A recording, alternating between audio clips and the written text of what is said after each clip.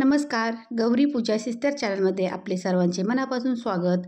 तर बघू शकता अशी लालसर अशी लसणाची चटणी आहे. तोंडाला चव नसेल तर आपण ही चटणी भाजी भाकरी सोबत तोंडी लावण्यासाठी किंवा नुसते मिरची चपाती खाऊ शकतो. आणि मिरचीचा काला देखील खूप छान लागतो. चपाती बारीक मिक्सरमध्ये बारीक करून त्यामध्ये मिरची टाकायची आणि त्याचा काला करायचा, खूप छान लागते. आता बघू शकता इथे मी भरपूर असा गावरान लसूण घेतलेला आहे आणि तिखट अशा लाल मिरच्या घेतलेल्या आहे. बघू शकता भरपूर तिखट मिरच्या आहे ह्या. तुमच्याकडे जर ह्या मिरच्या नसतील ना गावरान मिरच्या, तर तुम्ही बेडकी मिरची घेऊ शकता. आणि हे दोन्ही पण मिक्सरला पाणी टाकून असं बारीक करून घेतलेलं आहे मी, एकदम बारीक केलेलं आहे. आता कढई गरम करायला ठेवूया, त्यामध्ये तेल टाकूया. तेल चांगले तापले की त्यामध्ये टाकायची भरपूर असे 1 चमचा मोठा जिरे छान फुलू द्यायचे आहे. आणि आपण जे वाटण केलं होतं ना लसूण आणि मिरचीचं, ते यामध्ये टाकून द्यायचं आहे.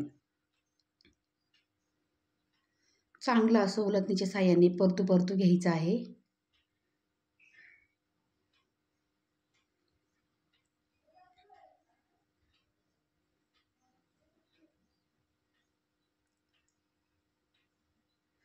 कमी गॅसवरच परतून घ्यायचं आहे, गॅस वाढवायचा नाही आहे.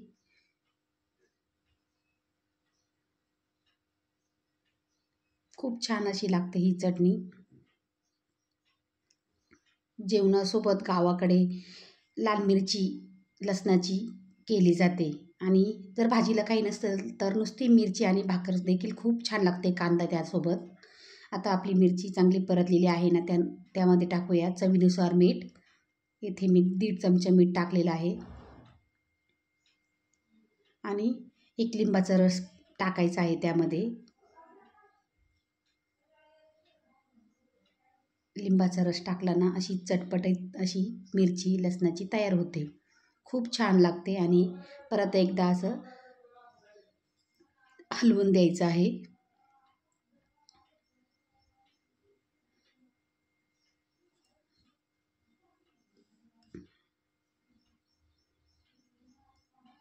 आणि लसणाच्या मिरचीचा काला बाजरीच्या भाकरीचा किंवा चपातीचा खूप छान लागतो. एकदा अशा पद्धतीने लसणाची चटणी नक्की करून बघा.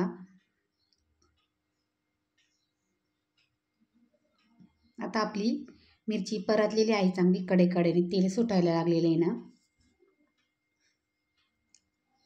तर आपली मिरची लसणाची जवळजवळ होतच आलेली आहे. आणि ही मिरची जवळजवळ महिनाभर आरामात टिकते जर व्यवस्थित ठेवली ना फ्रीजमध्ये. आणि फ्रीजच्या बाहेरसुद्धा महिनाभर टिकते. आणि प्रवासात देखील आपण ही घेऊ शकतो. आता आपण ही मिरची झालेली आहे ना ती वाटीमध्ये काढून घेऊया.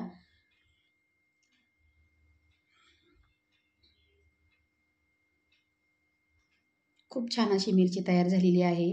आणि लसणाची मिरची कशी झाली हे कमेंट बॉक्समध्ये सांगायला विसरू नका. आणि तुम्ही पण करून बघा आणि तुमची मिरची कशी झाली हे नक्की सांगा. व्हिडिओ जर आवडला असेल तर व्हिडिओला लाईक करा, कमेंट करा, शेअर करा. आणि चॅनलवर जर का कोणी नवीन असेल तर चॅनलला सबस्क्राईब करायला अजिबात विसरू नका. पुन्हा एकदा भेटूया एका नव्या व्हिडिओमध्ये. तोपर्यंत स्वस्त रहा, मस्त रहा. धन्यवाद.